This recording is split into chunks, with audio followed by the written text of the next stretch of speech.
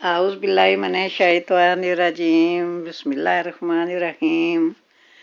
मुअज़्ज़ज़ सामीन और नहायत मोहतरम नाज़रीन, आज मैं हुज़ूर सल्लल्लाहु अलैहि वसल्लम की अज़वाज मुतहरात, आरफात, सादियात, मोमिनात, सादिकात बीबी हज़रत खदीजा रज़ी अल्लाह ताला अन्हा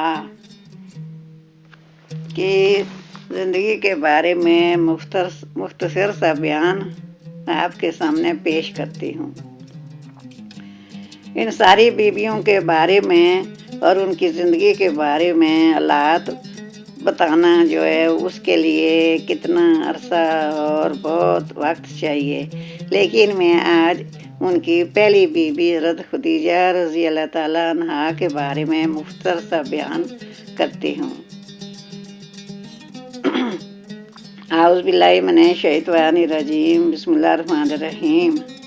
मैं ख़ुद भी उनसे बहुत अकीदत, मोहब्बत, एहतराम सच्चे दिल और खुलूसे दिल से करती हूँ। उन सब के अलग-अलग कारनामे, ज़वाजी ज़िंदगी, उठना बैठना, उनके किरदार और सिफ़ात को लिखने और सुनाने के लिए बहुत वक्त और एक अरसा चाहिए। आज मैं मुख्तसर सा बयान हज़रत बीबी खदीजा रज़ी अल्लाह ताला अन्हा के बारे में पेश करती हूँ।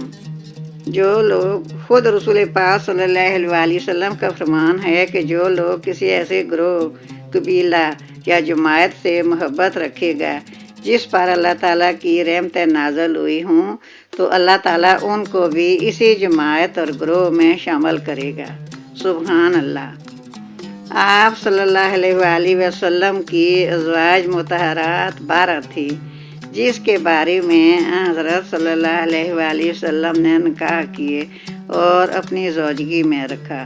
खुद उनका फरमान है कि मैंने खुद अपने मुँह से किसी भी ज़ौजा के साथ निकाह करने का इज़हार नहीं किया।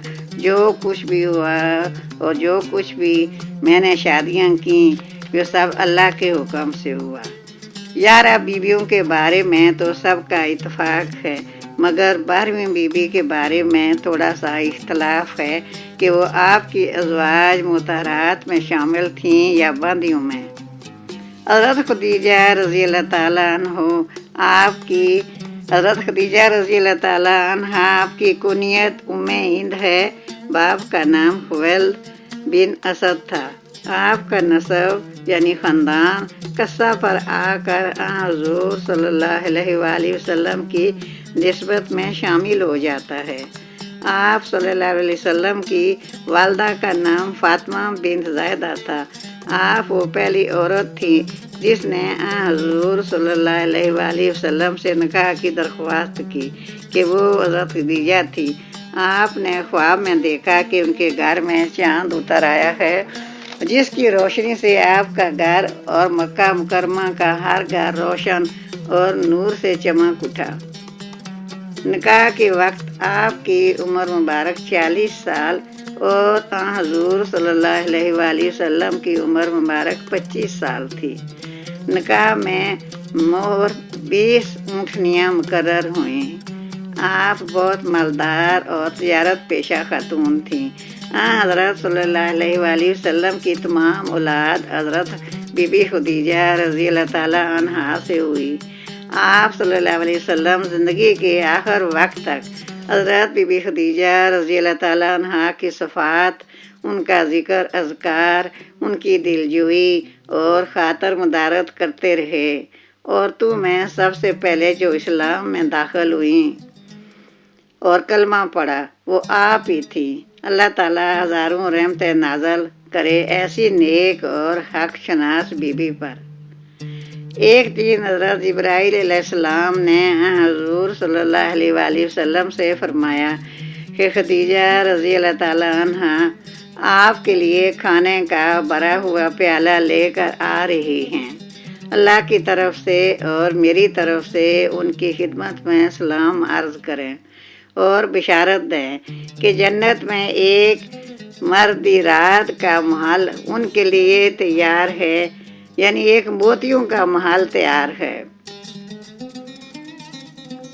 اور بشارت دیں کہ جنت میں ایک بہت خوبصورت موتیوں سے جڑا ہوا ان کے لیے سونے کا محل تیار ہے، جس پر کسی کا کوئی جھگڑا نہیں ہے۔ حضور صلی اللہ علیہ وآلہ وسلم نے جب اللہ اور اس کے بھیجے ہوئے فرشتے کا پیغام پہنچایا، آپ صلی اللہ علیہ وسلم کی وفات رسول اللہ صلی اللہ علیہ وآلہ وسلم کی بعثت کے 10 سال بعد مکہ میں ہوئی۔